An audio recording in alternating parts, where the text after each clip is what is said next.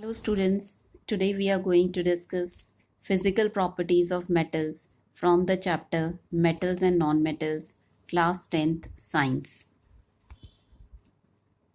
On the basis of their properties, all the elements can be divided into three main groups: metals, nonmetals and metalloids. बेटा आपने 9th में पढ़ा है property के base पे element की तीन कैटेगरीज तीन ग्रुप्स में इसको डिवाइड किया है. These are metals, non-metals and metalloids. Now how to define metals, non-metals and metalloids? Metals के बारे में बेटा आपने लोअर क्लासेस में ही पढ़ा है कि मेटल्स हार्ड होते हैं, मेटल लश्रस होते हैं, मेटल मेलिएबल होते हैं. But how to define? Metals are the elements which form positive ions by losing electrons. Metals वो एलिमेंट्स हैं जो पॉजिटिव आयंस बनाते हैं by losing electrons. And that's why metals are also known as electropositive elements. बेटा क्योंकि metal positive ions बनाते हैं electron को लूज करके, that's why they are also called electropositive elements. आपने 9th में बेटा पढ़ा है जिन एलिमेंट्स के लास्ट शेल में 1 या 2 या 3 इलेक्ट्रॉन्स होते हैं, they lose electrons to attain stability. वो ऑक्टेट अटेन करने के लिए 8 इलेक्ट्रॉन्स बनाने के लिए इलेक्ट्रॉन्स को लूज करते हैं and these are the metals. So metals are the elements which form positive ions and that's why they are called electropositive. Non-metals. Non-metals are the elements which form negative ions by gaining electron. बेटा जिस तरीके से metal electron lose करते हैं, non-metals gain electron and form negative ions. That's why non-metals are also known as electronegative elements. Non-metals को electronegative elements भी कहते हैं because they form negative ions by gaining electron. For example, chlorine है, sulfur है, ये सारे non-metals हैं जो electrons gain करते हैं. इलेक्ट्रॉन लूज करना है या गेन करना है, दोनों ही केसेस में स्टेबिलिटी अटेन करनी होती है to attain octet, that is 8 electron in the outermost shell. Metalloids. Metalloids are the elements which have intermediate property between metals and non-metal.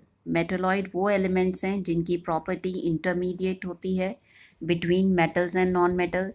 Example silicon, germanium, arsenic, boron, these all are the metalloids.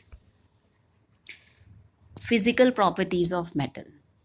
Physical properties बेटा metal की physical properties. पहली property है metallic lustre. Lustre का मतलब होता है shine.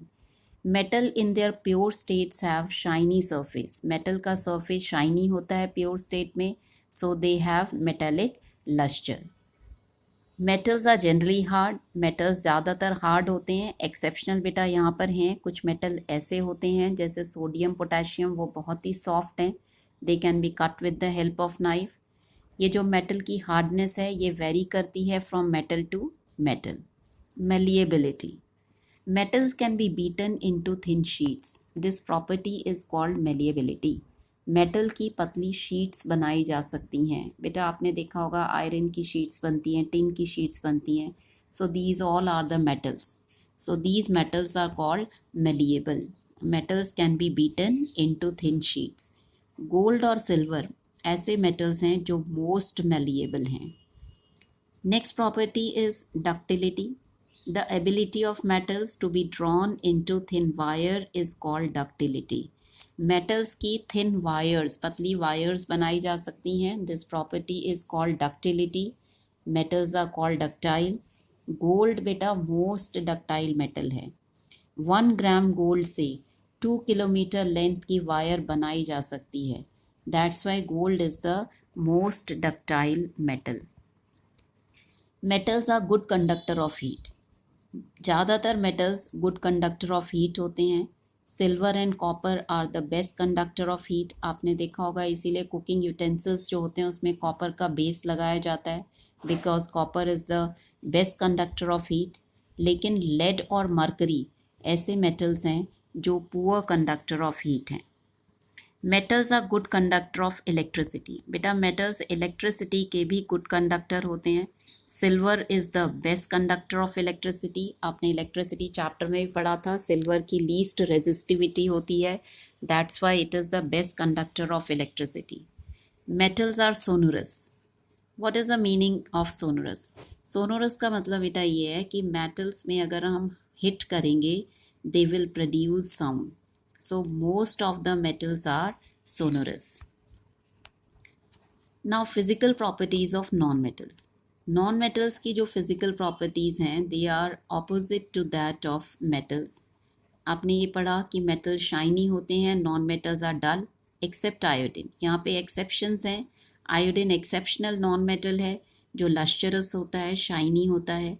Non metals are non malleable and non ductile. Non malleable means बेटा non metal की थिन शीट्स नहीं बनाई जा सकती हैं, नॉन मेटल की थिन वायर्स नहीं बनाई जा सकती हैं। So the non metals are non malleable and non ductile. Non metals brittle होते हैं।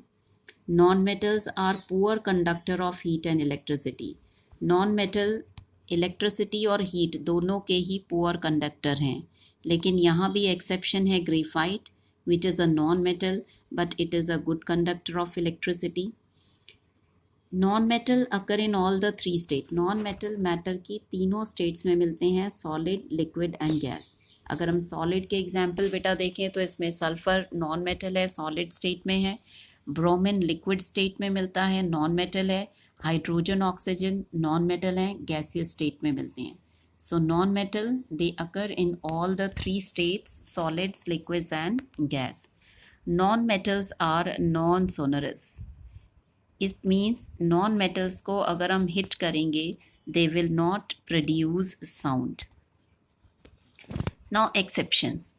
अभी जो हमने physical properties बेटा डिस्कस की मेटल की और नॉन मेटल की, उसमें एलिमेंट्स एक्सेप्शनल बिहेवियर शो करते हैं. For example most of the metals they exist in the solid state except mercury. Mercury metal है but it exists in liquid state at room temperature. Metals have high melting point. Metals का melting point भी high होता है और boiling point भी high होता है, लेकिन गैलियम और सीजियम बेटा ऐसे metals हैं जिनका melting point बहुत ही low होता है.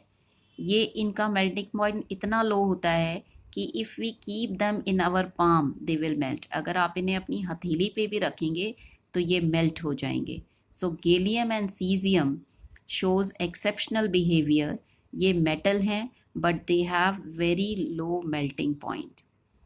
Another exception is iodine. Iodine non metal है लेकिन लस्चरस होता है, शाइनी होता है, जबकि सारे नॉन मेटल्स जो हैं वो डल होते हैं.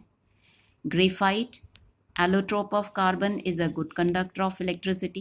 Beta graphite is also a non-metal but it is good conductor of electricity. Allotrope का meaning क्या है? Graphite and diamond are the allotrope of carbon. Allotrope का meaning ये है when an element exists in two or more different form, then these forms are called the allotrope. Graphite और diamond दोनों ही carbon के allotrope हैं and carbon is a non-metal. So graphite non-metal है but it is a good conductor of electricity. Diamond, again an allotrope of carbon, is the hardest natural substance and it has high melting and boiling point. ज़्यादातर non-metals के melting and boiling point low होते हैं और ये brittle होते हैं, लेकिन diamond जो carbon का allotrope है non-metal है but it is the hardest natural substance. Alkali metals, lithium, sodium, potassium. बेटा ये भी सारे metals हैं and they are soft. Most of the metals are hard. अभी हमने property पढ़ी कि metals are hard, but these are the metals, lithium, sodium, potassium, they are very soft. They are so soft that they can be cut with the help of knife and they have low density and low melting point. Metals की density high होती है, metals का melting point boiling point high होता है, लेकिन lithium, sodium, potassium metals हैं लेकिन exceptional behaviour show करते हैं. They are soft, they can be cut with the help of knife, they have low density and they have low melting point. Now here's the difference between the metals and the non-metals. How will you differentiate? Metals are good conductor of heat and electricity. Non-metals are poor conductor. Metals are malleable. Non-metals are non-malleable. Metals are ductile. Non-metals are non-ductile. Metals are sonorous. Non-metals are not sonorous. Metals have high tensile strength. Metals की tensile strength जो होती है high होती है. Non metals have low tensile strength. Metals की density high होती है. Non metals की डेंसिटी लो होती है. Metals have high melting and boiling point. Non metals have low melting and boiling point. Metal oxygen के साथ कंबाइन करके basic oxides बनाते हैं. Non metals combine with oxygen to form acidic oxide. So in this way we can differentiate between metals and non-metals.